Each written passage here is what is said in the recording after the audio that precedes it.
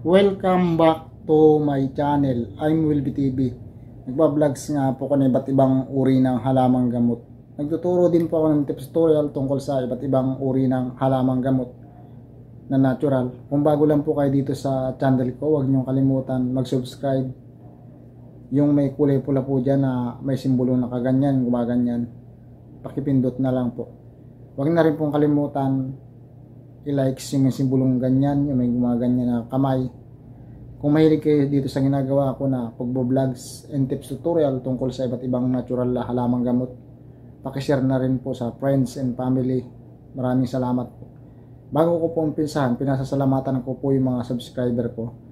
Thank you for all subscriber, all viewer, new subscriber, new viewer. Maraming salamat po sa inyong suporta. Sana po ay patuloy niyo suportahan yung channel ko para lalo po pong mag-grow at marami pa natin matulungan na mahirap natin kababayan na umaasa sa mga libreng gamutan na sa paligid ng bahay nila. May nakukuha ng mga natural na gamot sa mga tabing kalsada, sa mga bukid, sa mga gubat at iba pa na lugar na mayroong mga natural na halamang gamot na libre na makakagaling sa sakit ninyong matagal nang hindi gumagaling. Sa tulong po nito ay may natututunan po kayo ng mga natural na halamang gamot. Ang iti-tips tutorial ko po ngayon, umpisan ko na yung ginger saka garlic. Ito po ay gamot sa sipon, ubo, na hirap kayong huminga, na may nakabara dito, na may plema kayong tuyo. Yan po yung tips tutorial ko sa inyo. Kung kayo po ay matagal na nag-aubo, 1 buwan, 3, 4, 5 hanggang kalahating taon, hanggang 1 taon, hindi natatanggal yung ubo ninyo. Tapos bigla kayong nagkasakit dahil doon sa plema na nakadikit dito, tapos matagal na yung ubo mo, yung plema mo ay hindi lumalabas, tuyo, tapos bigla ka nagkasakit, hirap na hirap kayong huminga dahil dito sa plema dito, tapos tipo kayong lalagnatin o mainit yung katawan niyo, mata, ito, leg, yung tipong ubo ka, may sipon, tapos yung plema dito, tapos ang hirap mo huminga. Ito po yung tips ko sa inyo.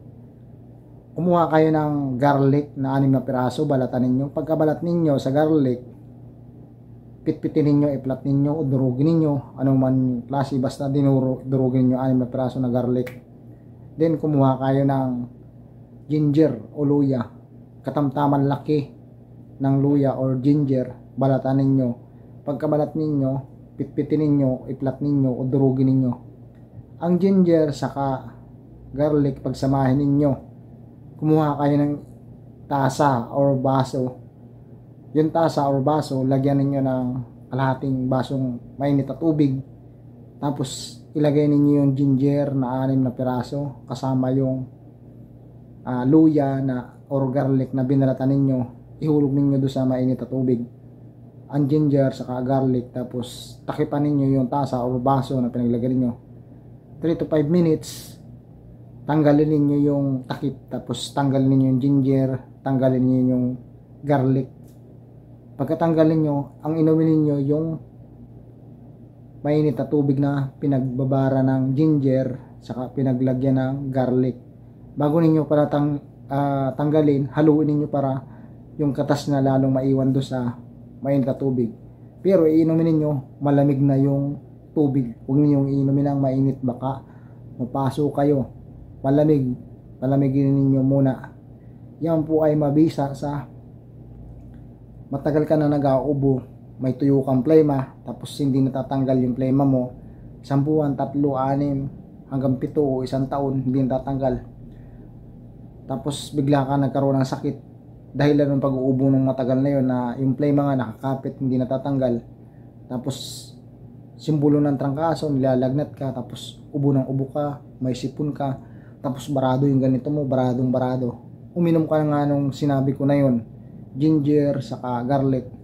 Napakabisa po yung 100%. Ito po yung patunay ko sa inyo. Ganyan po yung nangyari sa akin, nagkasakit ako ng ganyan. Ngayon po, kagaling ko lang po ngayon. Alam mo po ba ninyo, yung plema, sinuka ko, talagang bulok na. Yan.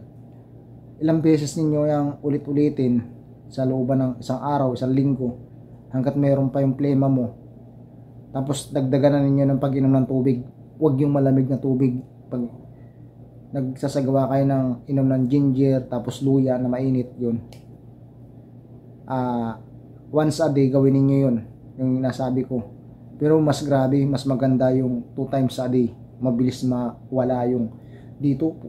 Napakakati. Tapos hindi ako makahinga. Kala kung may COVID noon, yari ako, COVID yung style na yun. Kasi sabi ko sa trabaho ko, sinabi ko, magpa-solve daw ako. Sabi ko, doktora, lumalabas po yung plema ko. Dinudura ko yung plema ko. Talagang bulok na. Excuse po sa kumakain, bulok na. Nilabas ng bawang, saka yung ginger, talagang napakabisa. Kung nagsasabi sa inyo, 100% na. Tingnan mo yung boses ko. Tapos ang boses ko noon, yung naka-ginger, saka garlic. Mabisa po yan sa makating lalamunan na matagal nang hindi naalis yung plema mo. Tapos, ang kati-kati, hindi ka makahinga. May ubusipong ka, tapos may lagnat ka. Dahil doon sa ganon, yun yung mabisa po talaga. Ako nagsasabi sa inyo, subukan ninyo. Huwag na po kayong magpa bukas-bukas kapag napanood ninyo itong video na to. 100%. Thank you for watching. I'm Will TV. Bye-bye po sa inyong lahat.